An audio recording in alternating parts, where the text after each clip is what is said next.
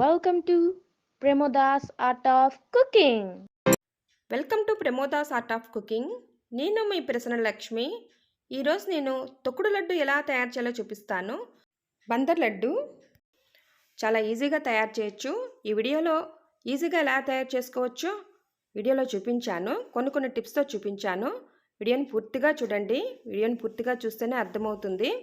ఈ వీడియోని స్కిప్ చేయకుండా చూడండి. ఇప్పుడు ఇంకా నేను తొక్కుడు లడ్డు ఎలా తయారు చేయాలో చూపిస్తాను. ముందుగా ఒక ప్లేట్ తీసుకొని ప్లేట్లో 1 కప్పు శనగపిండి వేయాలి, 1 కప్పు బియ్యపు పిండి వేయాలి, సాల్ట్ కొంచెం వేయాలి. కాచిన నూనెని 2 టేబుల్ స్పూన్లు వేసి ఈ పొడిపిండిని అంతా బాగా కలిసేలాగా కలపాలి. ముందుగా పొడిపిండిని బాగా కలిసేలాగా కలిపిన తర్వాత గోరువెచ్చని నీళ్ళు తీసుకొని డౌలా తయారు చేయాలి. పిండి ముద్ద మరీ పలుచగా కాకుండా మరీ గట్టిగా కాకుండా కొంచెం లైట్గా పలుచగా ఉండాలి. ఈ విధంగా ఉంటే సరిపోతుంది. చక్రాల గిద్దలో ఈ ప్లేట్ వాడుతున్నాను. చక్రాల గిద్దని ఆయిల్తో గ్రీస్ చేసి పిండి ముద్దను చక్రాల గిద్దకి కొంచెం గ్యాప్ ఉండేలాగా పెట్టి మూత పెట్టి పక్కన ఉంచాలి. ఇప్పుడు స్టవ్ ఆన్ చేసి స్టవ్ మీద డీప్ ఫ్రై కోసం ఆయిల్ వేసి ఆయిల్ కొంచెం వేడికిన తర్వాత అందులో కొంచెం చింతపండు వేయాలి.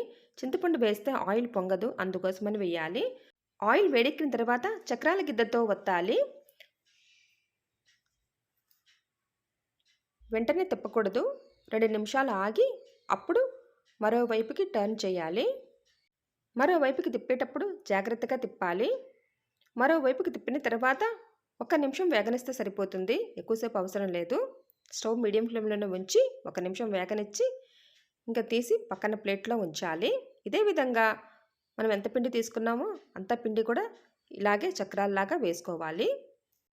పిండి మొత్తం కూడా చక్రాల్లాగా వేసుకున్న తర్వాత ఈ చక్రాలన్నీ కూడా చేత్తో స్మాష్ చేయాలి.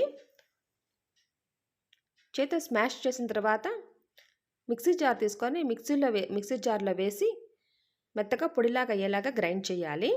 గ్రైండ్ చేసిన తర్వాత స్ట్రైనర్లో వేసి జల్లించాలి.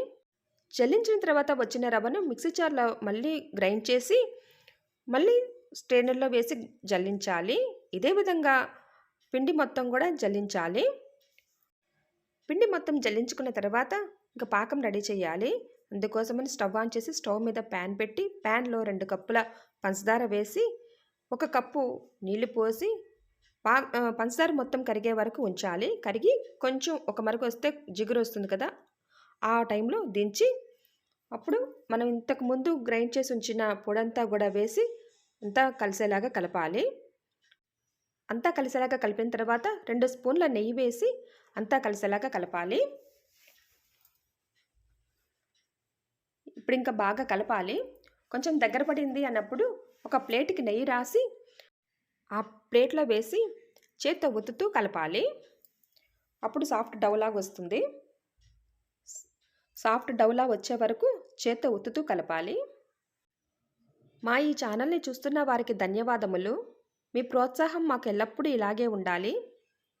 మా ఈ ఛానల్ని చూస్తున్న వారు మొదటిసారి అయితే సబ్స్క్రైబ్ చేయండి. వీడియో కనుక నచ్చితే లైక్ చేయండి, షేర్ చేయండి. చేత్తో ఒత్తుతూ కలిపితే డౌ సాఫ్ట్గా వస్తుంది. అందుకని చెప్పి చేత్తో ఒత్తుతూ కలపాలి. చూసారా, సాఫ్ట్గా వచ్చింది కదా, అంతే, డౌ తయారైపోయినట్టే. ఇప్పుడు ఇంకా చేతికి నెయ్యి రాసుకొని కొంచెం ముద్ద తీసి రౌండ్గా బాల్లా తయారు చేయాలి.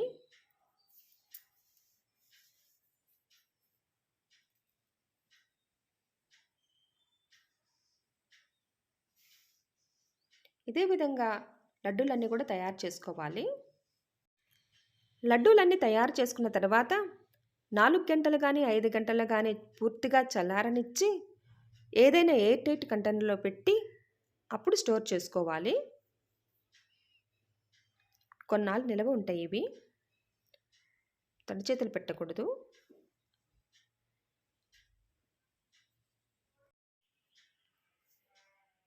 చాలా బాగున్నాయి కదా, బాగా సాఫ్ట్గా వచ్చినాయి కదా. అంతేనండి, టేస్టీ అయిన తొక్కుడు లడ్డు రెడీ అయిపోయినాయి. Thanks for watching my video.